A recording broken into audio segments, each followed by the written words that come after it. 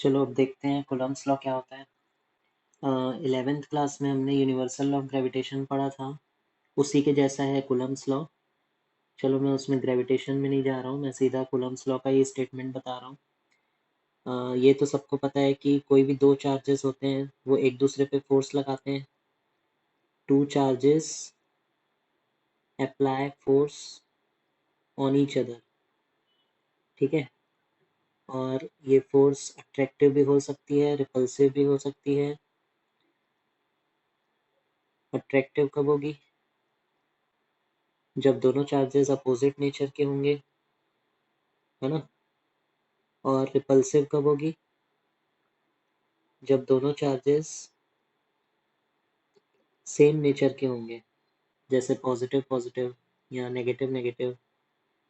तो ये जो फोर्स होती है उसी के बारे में ये कूलम्ब्स लॉ है। ये फोर्स कितनी लगती है दो चार्जेस के बीच, वही हम लोग को देखना है, ठीक है। तो कूलम्ब्स लॉ, अच्छा पहले तो ये जो फोर्स है इसको इलेक्ट्रोस्टैटिक फोर्स बोलते हैं हम लोग। यहाँ पे फोर्सेस के बहुत सारे टाइप्स होते हैं ना, 11th क्लास में भी हम लोग पढ़े थे, ग्रेविटेशनल फोर्स और फ्रिक्शन पढ़े थे, ठीक है। मैग्नेटिक फोर्स और इलेक्ट्रोस्टैटिक फोर्स ये सब हम लोग को 12th में पढ़ना है। तो इलेक्ट्रोस्टैटिक फोर्स के बारे में है ये कूलम्ब्स लॉ। इलेक्ट्रोस्टैटिक फोर्स या सिंपली इलेक्ट्रिक फोर्स भी बोल सकते हो। तो electrostatic force between two charges is directly proportional to product of the two charges. Charges को हम लोग Q से डिनोट करते हैं। कोई भी दो चार्जेस हैं, जैसे एक Q1 है एक Q2 है, तो उन दोनों के बीच में जो फोर्स लगेगी वो फोर्स है F, और वो दोनों चार्जेस के प्रोडक्ट के डायरेक्टली प्रोपोर्शनल है, ठीक है।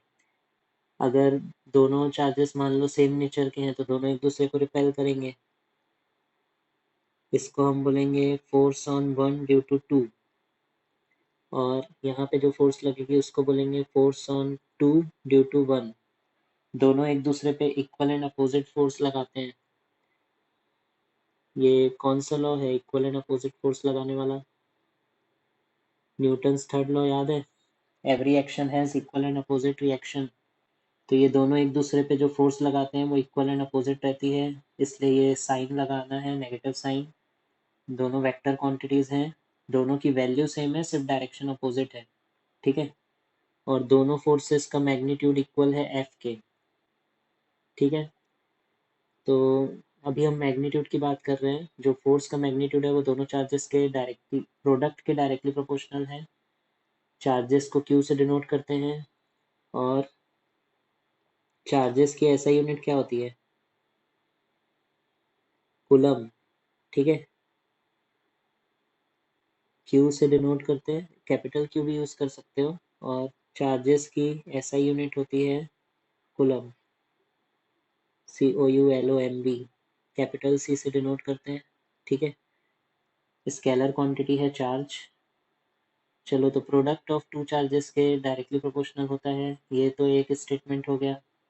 अब दूसरा इसका पार्ट है स्टेटमेंट का, कूलम्ब्स लॉ का,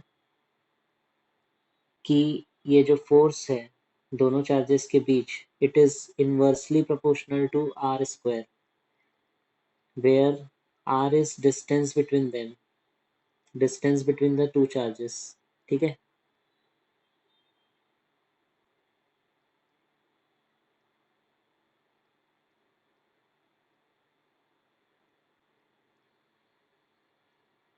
यहाँ तक क्लियर? ये देख लो, डिस्टेंस में दिखा देता हूँ दोनों के बीच में।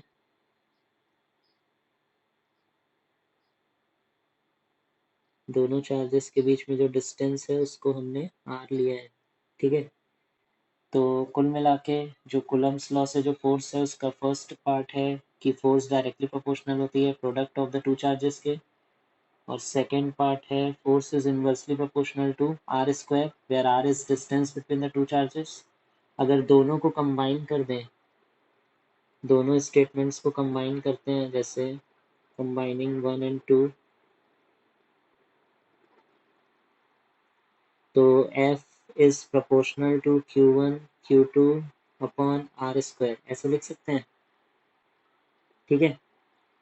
और फिर प्रोपोर्शनल की साइन हटाओगे, इक्वल की साइन लगाओगे तो एक कांस्टेंट आएगा, उस कांस्टेंट को स्मॉल के लिख सकते हो। और ये स्मॉल के क्या है वो भी देख लेते हैं आगे।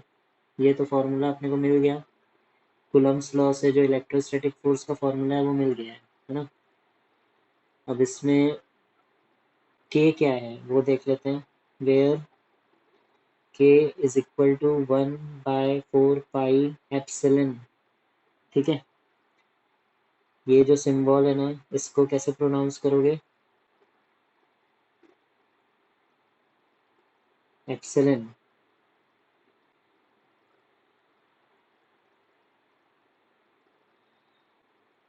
और ये होता क्या है वो बता देता हूँ, ये है permittivity of medium between the two charges.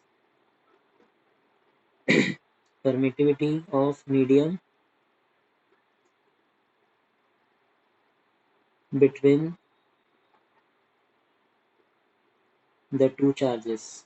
जैसे दो चार्जेस के बीच में एयर है कि वैक्यूम है कि पानी है कि कुछ और है, लकड़ी प्लास्टिक कुछ भी हो सकता है ना। तो जो भी मीडियम है उसकी परमिटिविटी है, ये परमिटिविटी इलेक्ट्रिकल प्रॉपर्टी होती है किसी भी मीडियम की। इसके ऊपर डिपेंड करता है कि फोर्स कितनी लगेगी चार्जेस के बीच। ठीक है, इम्पॉर्टेंट प्रॉपर्टी है।